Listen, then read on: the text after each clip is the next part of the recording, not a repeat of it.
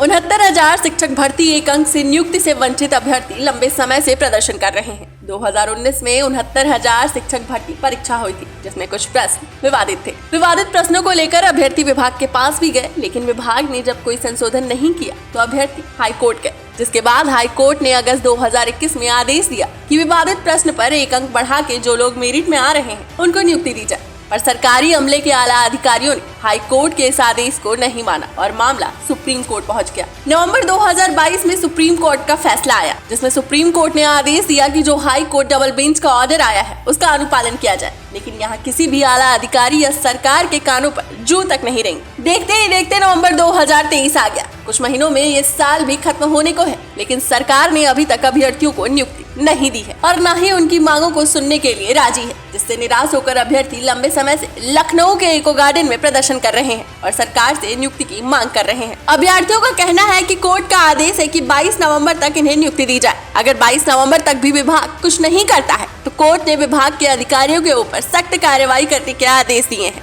मेरा नाम शुभांशु सिंह है। एक परीक्षा हुई थी 2019 में 69,000 सहायक अध्यापक शिक्षक भर्ती परीक्षा, जिसमें कुछ प्रश्न विवादित थे। विवादित प्रश्न को लेकर हम विभाग के पास गए। विभाग ने उसमें कोई संशोधन नहीं किया। हम सबको मजबूरन हाई कोर्ट जाना पड़ा।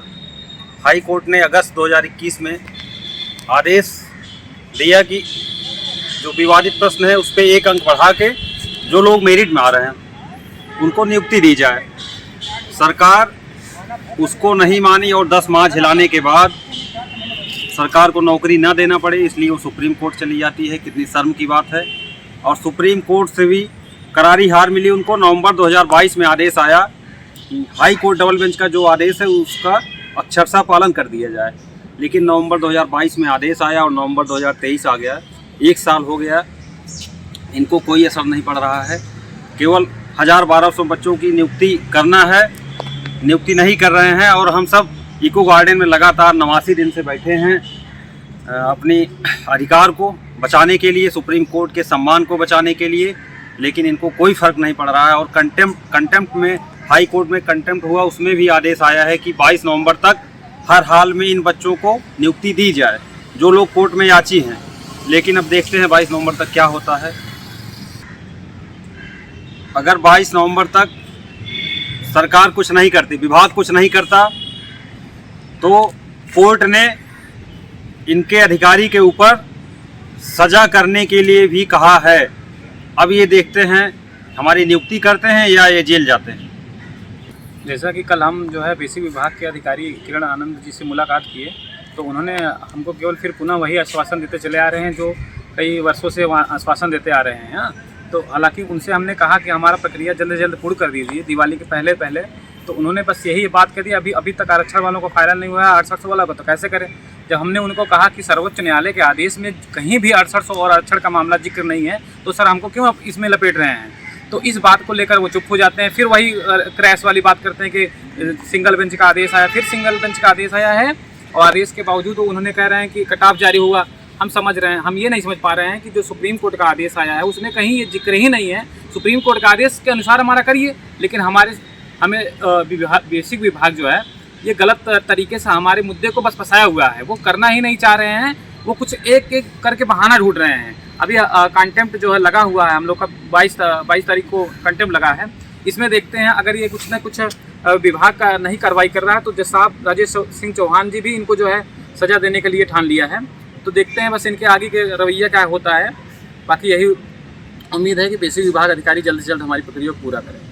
प्रदीप कुमार गाजीपुर से हम लोग 89 दिन से इको गार्डन में बैठे हैं। हम लोग चाहते हैं कि कम से कम दिवाली तक हम लोगों का काम हो जाए और हम लोग शांति से घर चले जाएं। हम बार बार मुलाकात करने के लिए जनता दरबार में जाते हैं और योगी जी से मुलाकात नहीं हो पा रही है। उनके ओएसडी से मुलाकात होती है, वो सिर्फ आश्वासन देते हैं आपका काम चल रहा है। एक दिन हम अंदर गए थे, हमारा पत्र देखा और कहा ये तो एप्लीकेशन बहुत आ रहा है, इस पर विचार किया जा रहा है। बस इतनी ही बात सुनी गई, ज़्यादा विशेष बातों को भी नहीं सुनते हैं। आज हमारी बहन पूजा आर्या गोरखपुर में भी एडी जी से मुलाकात करने गई थी, लेकिन कुछ लोगों से ही मुलाकात हो पाई और मुलाकात नहीं हो पाई हमारी बहन से। मैं यही उम्मीद लगाया हूँ कि जल्द से जल्द मुलाकात हो जाए और हम लोगों को दीपावली तक कुछ खुशी मिल जाए नियुक्ति का। यही एडी जी से हमारी उम्मीद है।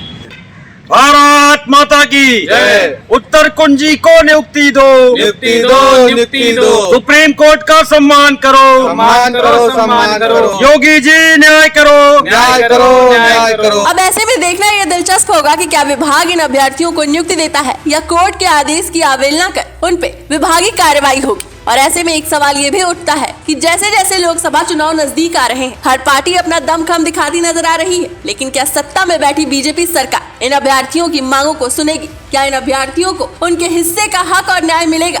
क्या इन अभ्यर्थियों को सरकार नियुक्ति देगी? डेस्क रिपोर्ट, अटल टीवी।